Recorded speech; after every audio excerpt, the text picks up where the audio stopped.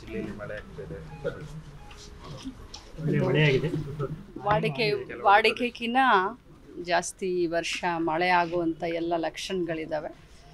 ಮಳೆಯ ಒಂದು ಅವಾಂತರವನ್ನು ಕಂಟ್ರೋಲ್ ಮಾಡಲಿಕ್ಕೆ ಮುಂಜಾಗ್ರತೆ ಕ್ರಮವಾಗಿ ಈಗಲೇ ನಾನು ಹೋದ ತಿಂಗಳು ಬಂದು ಮೀಟಿಂಗನ್ನು ಮಾಡಿ ಮುಂಜಾಗ್ರತೆ ಕ್ರಮವನ್ನು ನಾವು ತೆಗೆದುಕೊಂಡಿದ್ದೀವಿ.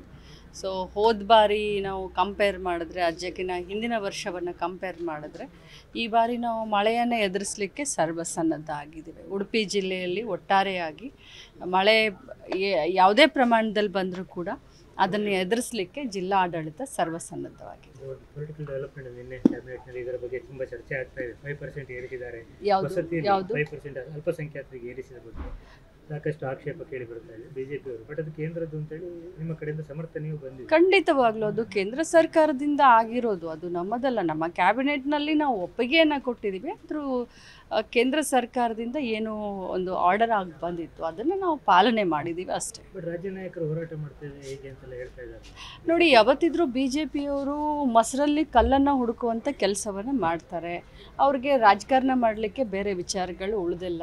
ಮೊದಲು ಗ್ಯಾರಂಟಿಯನ್ನು ಟೀಕೆ ಮಾಡಿದರು, ಗ್ಯಾರಂಟಿ ಅನುಷ್ಠಾನ ಆಗೋದಿಲ್ಲ ಅಂತ ಹೇಳಿದ್ರು. ಕಾಂಗ್ರೆಸ್ ಸರ್ಕಾರ 136 ಸೀಟ್ಗಳನ್ನು ಗೆದ್ಕೊಂಡು ಬಂದರೂ ಕೂಡ ಈ ಸರ್ಕಾರ 6 ತಿಂಗಳ ಉಳಿಯೋದಿಲ್ಲ ಅಂತ ಹೇಳಿದರು. ಜನರ ಭಾವನೆಗಳ ಜೊತೆ ಆಟ ಆಡುವಂಥ ಬಿ ಜೆ ಪಿಯವ್ರಿಗೆ ಬೇರೆ ಮಾತನಾಡಲಿಕ್ಕೆ ಏನೂ ಉಳಿದಿಲ್ಲ. ಸೊ ಸುಮ್ಮನೆ ಒಂದು ಜನರ ದಿಕ್ಕನ್ನು ತಪ್ಪಿಸ್ಲಿಕ್ಕೆ ಈ ರೀತಿಯಾದಂಥ ಹುಚ್ಚಾಟಗಳನ್ನು ಅವ್ರು ಮಾಡ್ತಾ ಇರ್ತಾರೆ. ಪತ್ರಿಕೆಯಲ್ಲಿ ತಾವು ಗಮನಿಸಿರ್ಬೋದು, ಬಿ ಆರ್ ಪಾಟೀಲ್ ಅವರೊಂದು ಜಮೀರ್ ಖಾನ್ ಅವರ ಕೆ ಜೊತೆ ಮಾತಾಡಿದ ಆಡಿಯೋ ನಮ್ಮ ಸರ್ಕಾರದಲ್ಲೇ ಹೀಗೆ ಆಗ್ತಾ ಇದೆ, ಹೇಳಲಿಕ್ಕೆ ಮುಜುಗರ ಆಗ್ತದೆ, ವಸತಿಗೋಸ್ಕರ ಹಣ ಕೊಡಬೇಕಾದ ಪರಿಸ್ಥಿತಿ ಬಂದಿದೆ ಅಂತ ಹೇಳಿದ್ದಾರೆ ಹಿರಿಯ ಸಚಿವರು. ನೋಡಿ, ಬಿ ಆರ್ ಪಾಟೀಲರು ಹಿರಿಯ ಶಾಸಕರು. ನಾನು ನಿನ್ನೆ ರಾತ್ರಿ ಉಡುಪಿಗೆ ಬಂದಿದ್ದೀನಿ. ನಾನು ಅದು ಏನು ಬಂದಿದೆ ಅಂತ ನಾನೇನು ಗಮನಿಸಿಲ್ಲ. ಈಗ ತಾವು ನನ್ನ ಗಮನಕ್ಕೆ ತೆಗೆದುಕೊಂಡು ಬಂದಿದ್ದೀರಾ. ನಾನು ಅವ್ರ ಹತ್ರ ಮಾತಾಡಿ ನಿಮ್ಮ ಎದುರುಗಡೆ ಉತ್ತರವನ್ನು ಕೊಡ್ತೀನಿ. ಸೂಲಿಬೆಲೆ ಇವತ್ತು ಕುಂದಾಪುರದಲ್ಲಿ ಇರ್ತಾರೆ ಇವತ್ತಿನ 3 ದಿನ. NSC ಅವರು ಅದಕ್ಕೆ ಅವಕಾಶ ಕೊಡಬಾರದು ಅಂತೇಳಿ ಮನವಿ ಕೊಟ್ಟಿದ್ರು ಪೊಲೀಸ್ ಇಲಾಖೆ ನೋಟಿಸ್ ಕೊಟ್ಟಿದೆ, ಕೆಲವು ನಿರ್ಬಂಧಗಳನ್ನು ಹೇರಿದೆ. ಬಟ್ ಅದಕ್ಕೆ ಅವರದ್ದು ಆಕ್ಷೇಪ ಇದೆ, ವಾಕ್ ಸ್ವಾತಂತ್ರ್ಯ ಇಲ್ವಾ ನಿಮಗೆ, ರಾಜಕೀಯ ಮಾತಾಡೋದು ಯಾವಾಗದಿಂದ ಕರ್ನಾಟಕದಲ್ಲಿ ರದ್ದಾಯಿತು ಅಂತೇಳಿ. ಚಕ್ರವರ್ತಿ ಸೂಲಿಬೆಲೆ ಅವರು ಸುಳ್ಳಿನ ಚಕ್ರವರ್ತಿಯವರು. ಅವರು ಬಾಯಿ ತೆಗೆದ್ರೆ ಅವರು ರಾಮಾಯಣ ಅಂತ ಹೇಳ್ತಾರೆ, ಭಗವದ್ಗೀತೆ ಅಂತ ಹೇಳ್ತಾರೆ, ಮಹಾಭಾರತ ಅಂತ ಹೇಳ್ತಾರೆ. ಆದರೆ ಅವ್ರು ಬಾಯಿ ತೆಗೆದ್ರೆ ಅವ್ರು ಸುಳ್ಳನ್ನು ಯಾವ ಪ್ರಮಾಣದಲ್ಲಿ ಮಾತನಾಡ್ತಾರಂತ ಇಡೀ ಕರ್ನಾಟಕ ರಾಜ್ಯದ ಜನರಿಗೆ ಗುರ್ತು. ಅವರು ಹೇಳ್ತಾರಲ್ಲ, ಕಪ್ಪಗಿರೋದನ್ನ ಬೆಳೆದು ಮಾಡೋದ್ರಲ್ಲಿ, ಬೆಳಗ್ಗೆ ಇರೋದನ್ನ ಕಪ್ಪಗೆ ಮಾಡೋದ್ರಲ್ಲಿ ಬಹಳಷ್ಟು ನಿಸ್ಸೀಮರು.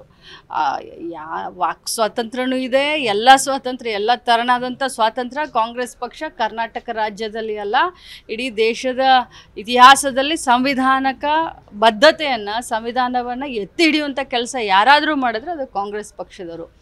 ನಾವು ಚಕ್ರವರ್ತಿ ಸೂಲಿಬೆಲೆ ಅವರಿಂದ ಏನು ಪಾಠ ಕೇಳಬೇಕಾಗಿಲ್ಲ. ಹೌದು, ಅವರು 3 ದಿನದ ಪ್ರವಾಸ ನಮ್ಮ ಜಿಲ್ಲೆ ಉಡುಪಿ ಜಿಲ್ಲೆಯಲ್ಲಿ ಇದೆ ಅಂತ ನನಗೆ ನಿನ್ನೆ ನಮ್ಮ SP ಅವ್ರ ಗಮನಕ್ಕೆ ತಂದಿದ್ದಾರೆ. ಅವರು ಖಂಡಿತವಾಗ್ಲೂ ಅವರು ತಮ್ಮ ಪ್ರವಾಸವನ್ನು ಮಾಡಲಿ. ಆದರೆ ಕೋಮು ಸೌಹಾರ್ದತೆ, ದ್ವೇಷದ ಭಾಷಣ, ಸುಳ್ಳು ಬಿತ್ತೋದನ್ನು, ವಿಷ ಬೀಜವನ್ನು ಬಿತ್ತೋದನ್ನು ಅವ್ರು ಮಾಡಬಾರ್ದು. ಯಾಕಂತಂದರೆ ಉಡುಪಿ ಜಿಲ್ಲೆಯ ಜನ ಶಾಂತಿ ಪ್ರಿಯರು ಅಂತ ಹೇಳಿದ್ದಾರೆ. ಅದೇ ರೀತಿ ಕೋಮು ನಿಗ್ರಹ ಪಡೆಗೆ ಈಗ ಉಡುಪಿಯ ಶಾಸಕರೆಲ್ಲ ಕೂಡ ವಿರೋಧವನ್ನು ವ್ಯಕ್ತಪಡಿಸುವಂಥದ್ದು, ಅದನ್ನು ನಾವು ಒಪ್ಪೋದಿಲ್ಲ. ಒಂದು ಕಡೆ ಕೋಮುವಾದವನ್ನು ಪ್ರಚೋದನೆಯನ್ನು ಮಾಡಿಕೊಂಡು ನಾವು ಮಾಡ್ತಾ ಇಲ್ಲ ಅಂತ ಹೇಳ್ತಾರೆ. ಇನ್ನೊಂದು ಕೋಮು ವಿಗ್ರಹ ದಳಕ್ಕೆ ವಿರೋಧವನ್ನು ವ್ಯಕ್ತಪಡಿಸ್ತಾರೆ. ಈ ಕಾಂಟ್ರಡಿಕ್ಟರಿ ಮನೋಭಾವನೆ ಬಿ ಜೆ ಪಿಯ ಶಾಸಕರನ್ನ ನೋಡಿದ್ರೆ ಅವರ ಮನಸ್ಥಿತಿ ಏನು ಅನ್ನೋದನ್ನು ಉಡುಪಿಯ ಮಹಾಜನತೆ ಅರ್ಥ ಮಾಡ್ಕೊಳ್ಬೇಕು ಅಂತ ಹೇಳಲಿಕ್ಕೆ ಬಯಸ್ತೇನೆ. ಬಿಜೆಪಿಯಲ್ಲಿ ಈಗ ಬಹಿರಂಗ ಅಸಮಾಧಾನ ವ್ಯಕ್ತವಾಗಿದೆ. ಉಡುಪಿ ಜಿಲ್ಲೆ ಬಿಜೆಪಿಯಲ್ಲಿ ಅಸಮಾಧಾನ ಸ್ಫೋಟಗೊಂಡಿದೆ. ಈಗ ಒಬ್ಬರು ಅಧ್ಯಕ್ಷರು ಅಧಿಕಾರ ಕಳ್ಕೊಳ್ಳುವಾಗ ನನ್ನನ್ನು ಕಿತ್ತಾಕಿದ್ದಾರೆ ಅಂತ ಬೇಸರವನ್ನು ವ್ಯಕ್ತಪಡಿಸಿದ್ದಾರೆ.